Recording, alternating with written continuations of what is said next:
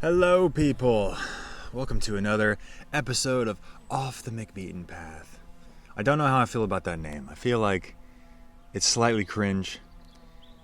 I don't know. If you have a name suggestion, let me know in the comments. I would appreciate any help with naming this thing. Hey, we're in Ireland today. We're in Kinsale, Ireland. We've been here for about 3.5 weeks, almost 4 weeks.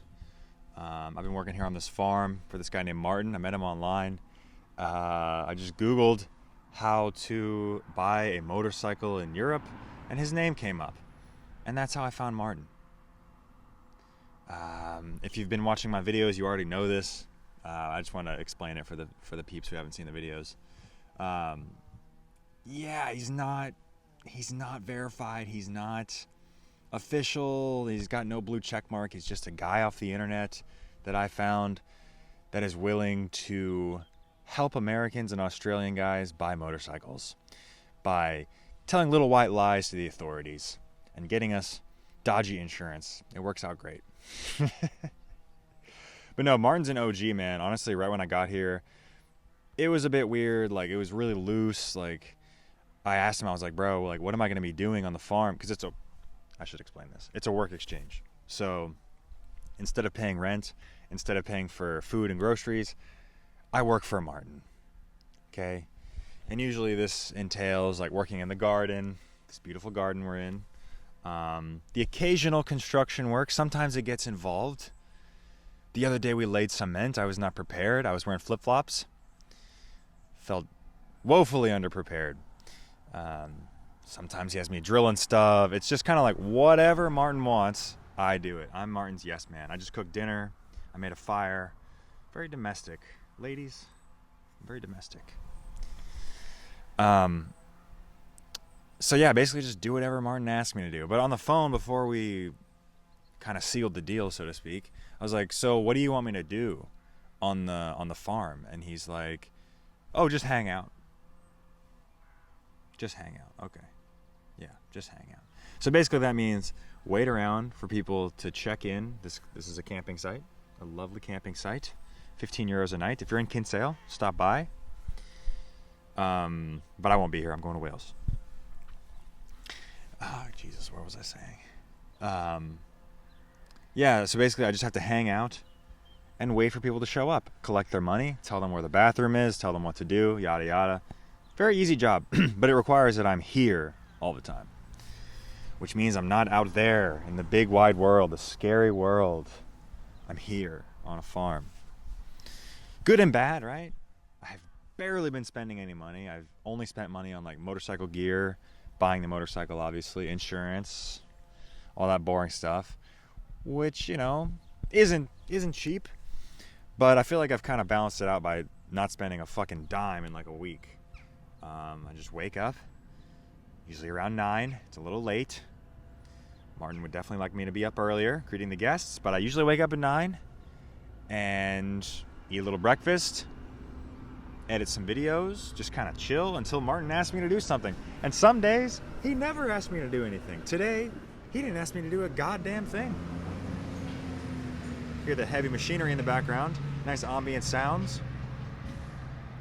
We work on a farm, peeps. There's your proof.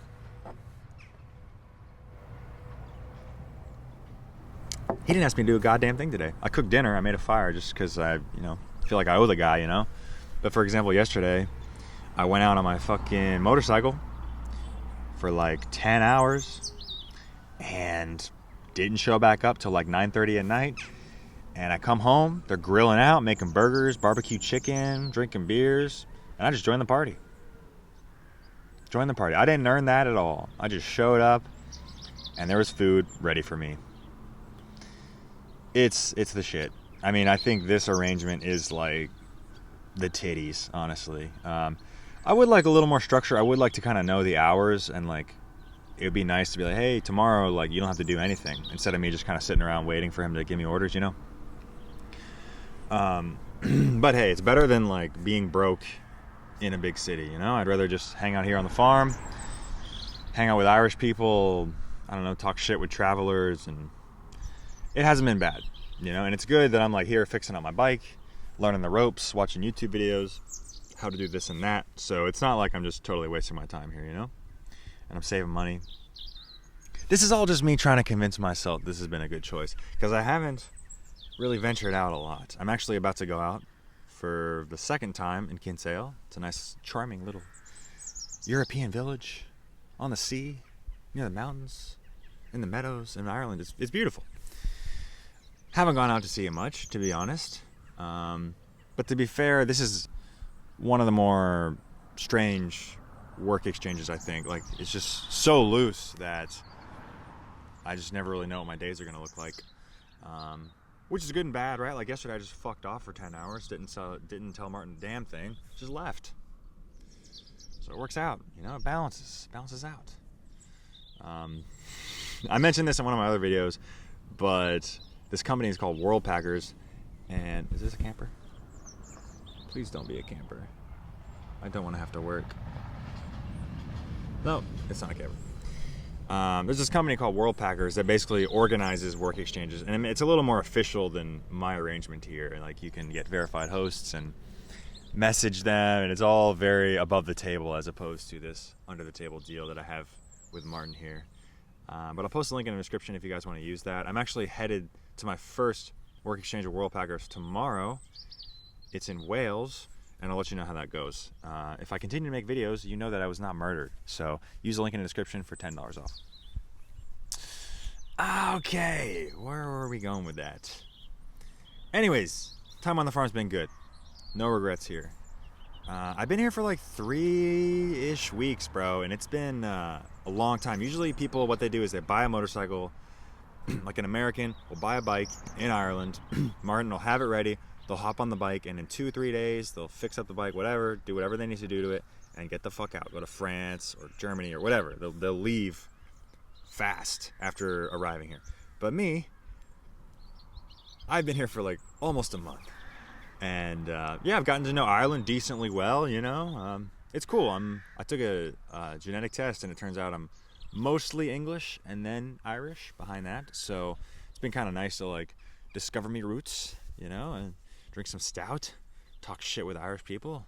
It's good. Irish people are really friendly. I think they're a lot friendlier than English people. Yeah, it's been good. These back roads, I don't know, I've just been tearing it up on the motorcycle. It's been fun, man. So anyways, I want to talk about something. So right when I got here, I was in Argentina getting this tattoo. I've been planning this trip for a while. It's actually one of the few trips I've planned just because I'm trying to go so far. I want to get all the way across Europe and Asia. So I was trying to look up the visa, and there's just a lot of fucking paperwork and like yada yada. And so I was just trying to make sure I was doing it right. So I've been planning this for a while. It's been in my head. I've been kind of working up to this.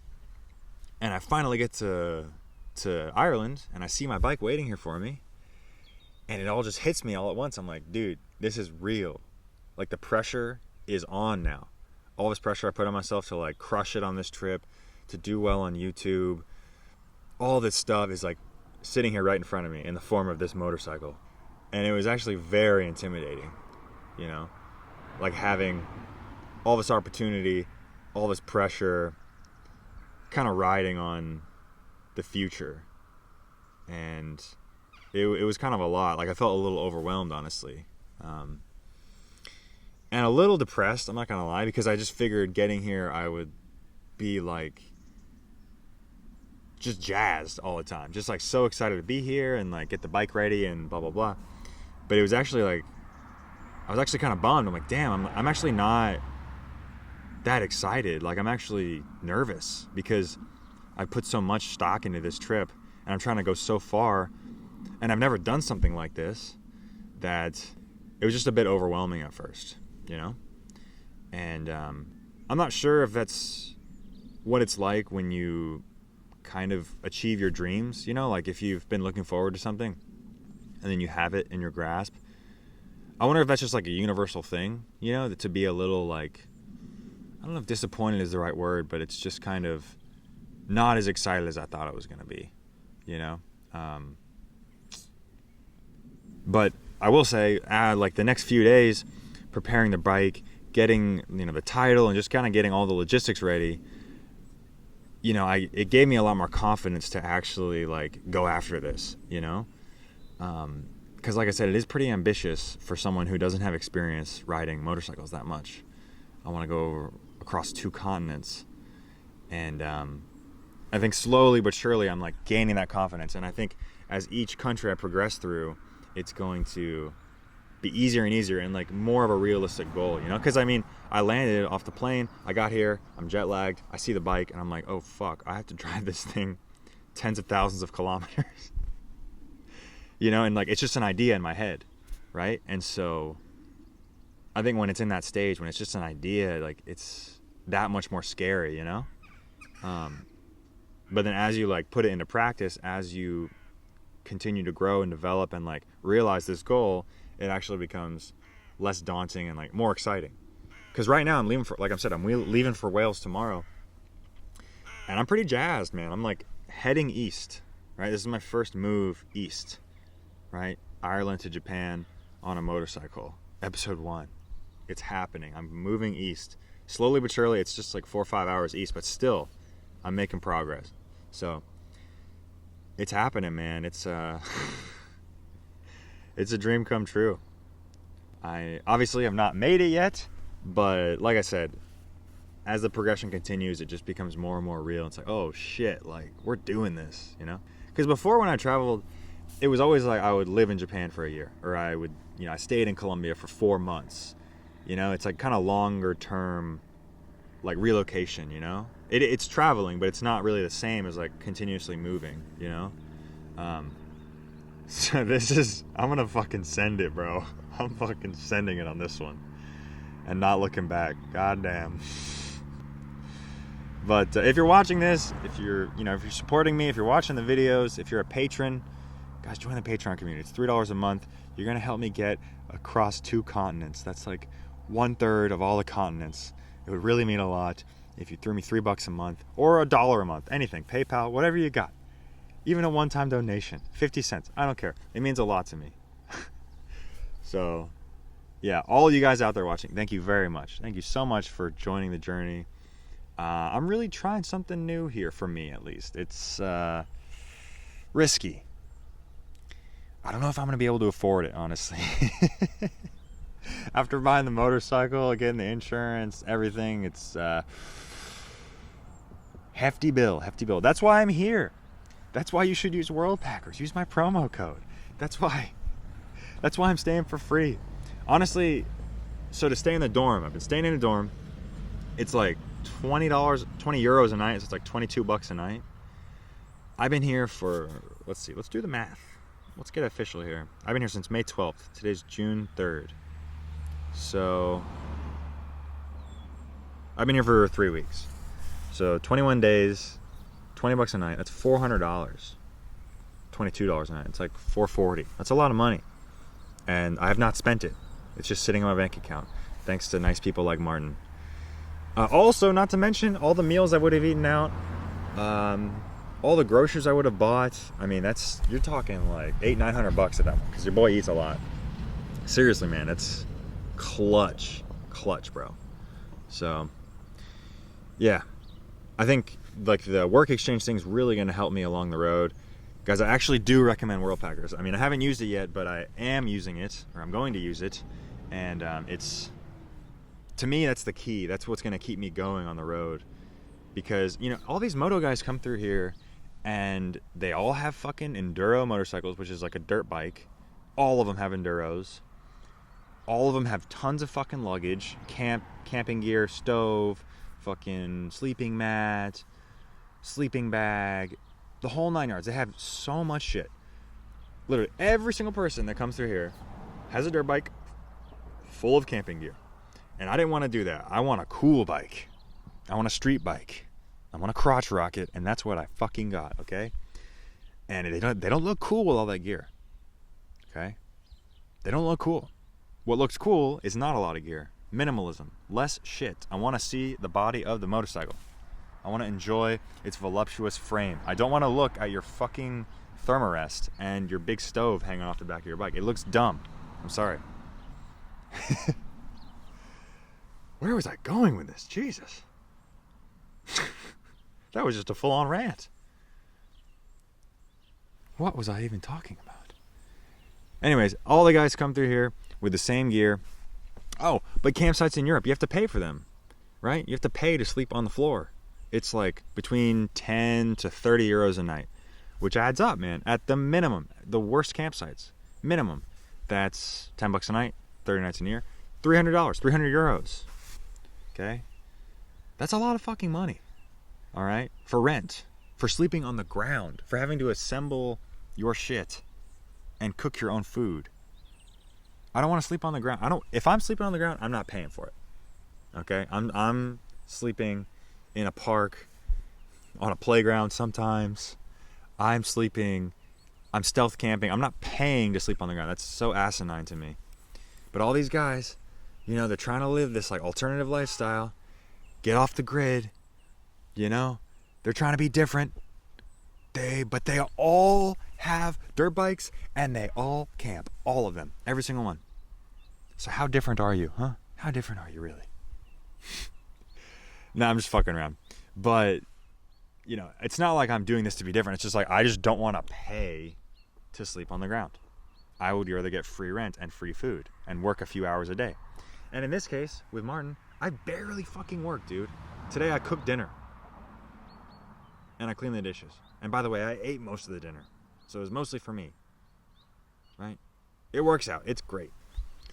So I think I'm just going to keep doing these work exchanges across Europe, man. I mean, I looked at one. I'm working at like a nice luxury B&B starting Sunday. Today's Friday. Then I applied to another nice spot in Germany. They haven't gotten back to me yet, but there's tons of opportunities, man. So I think that's the move, bro. You know, I don't mind working a few hours a day to just like not have expenses altogether, you know? So I think it's going to be good. Let's see. Oh, dude, at this moto farm, bro, there's a plus side to being here every night because I hear all the crazy fucking stories that these old guys have. By the way, everyone that comes through here has dirt bikes and they camp and they're all over 55 years old. All of them. All of them. I think, well, yesterday we had a British girl and that was like rare. She was like a diamond in the rough. Rare. Everyone that comes through here is an old man with a dirt bike who camps. Okay? But they all have crazy stories. They're all single. Like, all these guys have been single their whole life. Like, none of them have been divorced and, like, got back together or whatever. They're all adamantly single. They've been single for decades. They have crazy-ass travel stories, man. Crazy. Like, before this solo cast I'm doing right now, I talked with this guy, John. That's going to be posted after this episode. John has crazy fucking stories. He's been around the world almost twice. He's been around the world one time on a bicycle and then 2/3 of a time, and he's working his way across again. Okay, this guy's nuts. He rode on his bicycle, from Alaska to Ushuaia, the southernmost point of Argentina. The guy is fucking insane. But all these guys that are here are like this. Like Martin, the host, he's just a legend, bro. He's been all over. He's been to Honduras. You know, he went from like Alaska to like Panama, which is still super far. I mean, these guys are fucking nuts, bro. There was a guy here. I really wanted to do a podcast with him. We didn't get a chance, but his name was Jim. This dude is 77 years old riding a motorcycle across Europe. 77, bro. I was talking with him and he's like, yeah, this is probably my last trip on a motorcycle. It's like, God damn, Jim. I mean, you're right, dude. Like, you're almost 80, bro. The man can hardly walk, and he's sending it still. He is sending it. You know? I mean, God damn. So what's your excuse, huh? Sitting at home? You're young. You know? You could do it. I don't know. Whatever. I'm just talking shit. But this man, Jim, is insane. He was a war reporter for decades. He went to Afghanistan. He went to like Iraq. He went to all these war zones. Bro, this guy is crazy, man. He had the craziest life. He was like backpacking through Afghanistan in the 70s, just smoking reefer. Bro, there's just some absolute legends that come through here. This one guy, Larry, he's like 69. He just bought a brand new top of the line Yamaha Enduro. It's called like a T7. It's like 11 grand. The nicest equipment. He's got like GoPros, wireless mics, fucking drones. Like, the man has all of the gear. And I was like, so why do you travel, man? And he's like, well, I'm gonna die probably pretty soon, so I'm just gonna spend all my money.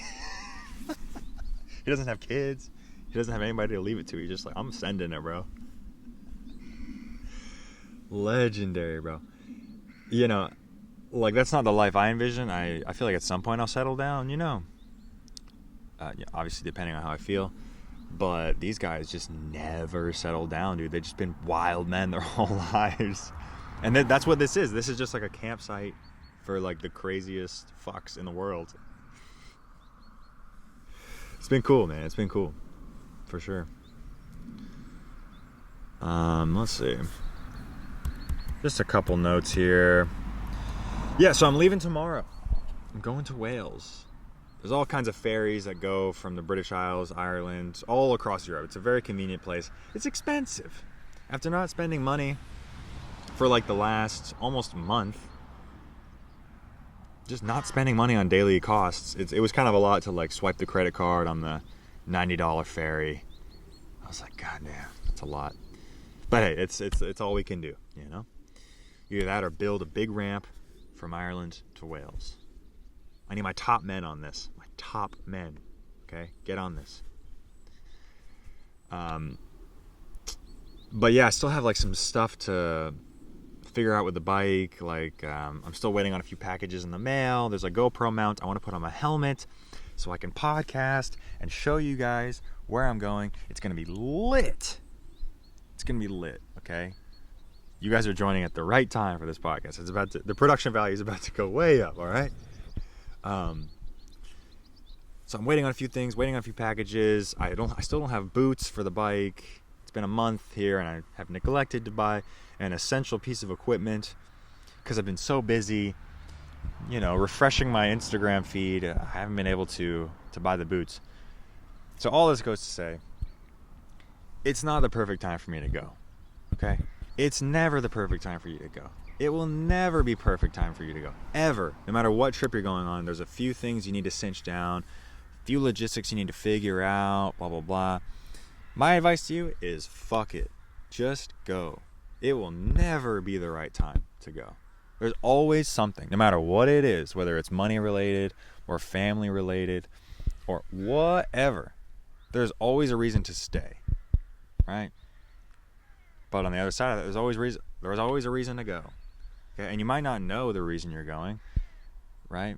It might just be like a one-off interest. Like for me, I came to Ireland to buy the bike, right? That's it. But then I found all these other reasons why I came here once I got here. You know what I mean? The guys with the stories. I made some friends in town. Go check out that YouTube video. You know, you just figure it out as you go. You don't have all the answers. You're never going to have all the answers. Ever. Okay? If that's what you think, you'll never leave. If you think it's going to be perfect and all lined up and you're just going to go, that never happens. The universe never just like perfectly aligns for you to go.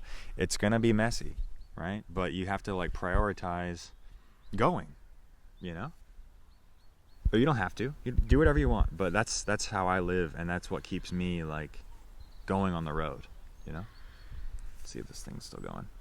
It is going. Yes. All right. Anyways, that helps me, right? That's how I stay on the road. And it's uncomfortable, man. Like, don't get it twisted. Like, travel is not always comfortable, right? It's going to be messy sometimes. Just like life, you know? Anyways, I didn't mean to get on my high horse. I'm not trying to lecture anybody, but I feel like, you know, maybe you need to hear that. It's never the right time to go. So just go if you want to, you know? You're only young once, right? I mean, who knows if there's going to be a fucking World War III breakout and you can't travel anymore and the next pandemic and whatever. Like, the time is now. At least for me it is. So, going to Wales tomorrow. And yeah, that's pretty much it, guys. I just kind of want to check in and like kind of let you know what I'm thinking before like my journey truly begins. give you a little like behind the scenes look. And honestly, this is mostly for me. Like, I think one day I'd like to go back and just like see how I was feeling at the time and like kind of, just take stock of this journey, So, like I said, I don't, I mean, the goal is, guys, to go from Ireland to Japan on a motorcycle. Now, there's a lot of question marks. Number one is money. I don't know if I actually have enough savings to support that, even with all the work exchange. So like I said, please support me on Patreon. I'm begging you, all right? If you want to make this possible, help me out, all right? So it's the money thing. It's like the visa thing. There's a few Middle Eastern, Central Asian countries that are questionable as far as like how to get the visa. Do I need to go home to America to get the visa? Like the China visa is a bit weird and expensive, but you know what? It's never going to be perfect. I'm going to take my own advice. It's never going to be clean and perfect. It's going to be messy. It might be expensive. But hey, we're going to figure it out. And either way, it's going to be an adventure. So thanks for coming along. All right, guys. That's all I got for now. Thank you for watching. Thank you for supporting me. Thank you for making it to the end of the podcast. Even if you're not supporting me monetarily, you're watching my stuff. You're finishing the videos. Thank you very much. Yeah. Well, I'll see you guys from Wales. Take care of yourselves. Peace.